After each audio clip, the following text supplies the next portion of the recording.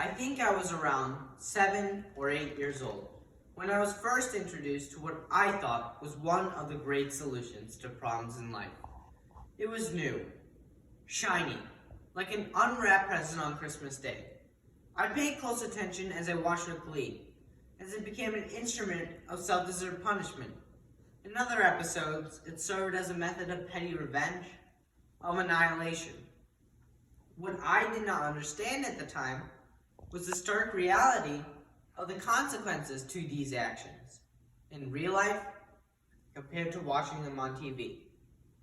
When Yosemite Sam unloaded his double-barrel rifle into his own head, or when he managed to miss Bugs Bunny, there was no thought given as to what would have happened to him in real life.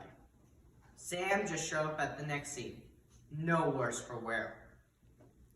His idea, and my first concept about guns, was that gun control meant having two hands firmly on the shaft of his weapon. Thankfully, over the years, I have learned the difference between cartoon gun violence and real-life gun violence. There are consequences. Gun control has never been as hot as a topic as it has been today. Virginia Tech, Columbine High School, Sandy Hook Elementary School, Marjorie Stoneman Douglas High School. Guns are finding their way into previously uncharted territories. The schoolyard. Whether it be elementary school, high school, or college, students in today's society face new dangers with possible dire consequences. Instead of worrying about getting caught chewing gum in class or passing notes to friends, elementary school students have to worry about memorizing active shooter drills. High school students have to worry about entering through metal detectors before they enter school, instead of worrying about prom. College students should be thinking about their majors and careers instead of thinking about if they'll live through lecture. So, what is it that helps the mentally deranged get access to the guns they use in their mass shootings? It is the exact thing that is supposed to protect the various individual liberties of the U.S. citizen, the U.S. Constitution. Our Constitution contains the Second Amendment, which is the backbone of the argument used again and again by those in favor of gun ownership by individual U.S. citizens. Our Second Amendment states, a well-regulated militia being necessary to the security of our free state, the right of the people to keep and bear arms shall not be infringed. James Madison originally proposed the Second Amendment to provide the state militias more power. What is a militia? A militia is a fighting organization full of non-professional soldiers, often citizens of a nation, who can be called upon for military service to fight back against tyrannical federal governments. This amendment was created at a time shortly after the U.S. fought off the British to attain our country's independence. Those who are against gun control have widely and loosely interpreted the Second Amendment to apply to individual U.S. citizens, not just the militias. So, who exactly is infringing on the security of our free state? The 20 children between the ages of 6 and 7 years old that were killed at Sandy Hook Elementary School? The United States has not been invaded or threatened with the loss of free state in its relatively young history. There is no need for a standing militia.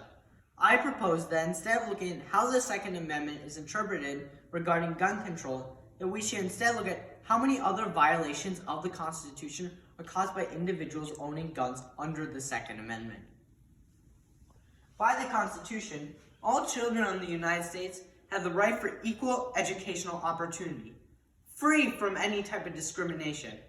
With all the school shootings mentioned, many parents have found themselves seeking other educational opportunities for their children, such as homeschooling. In an article from the Washington Times, they have estimated around a 25% increase in homeschooling in the United States since 2012 to 2016.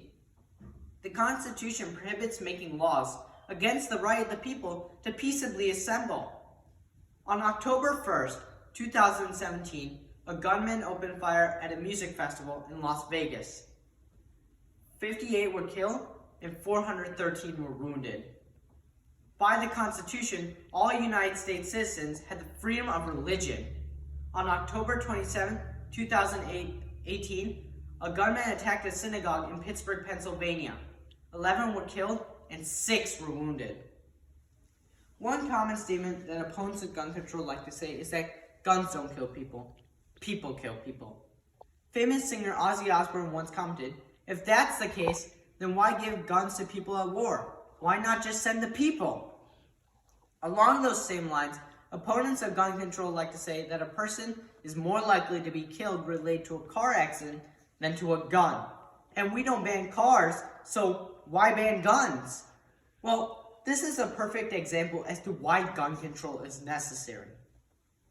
Cars may not be banned, but they have strongly been regulated to reduce the fatality rates with the invention of the seatbelt, airbags, and speed limits.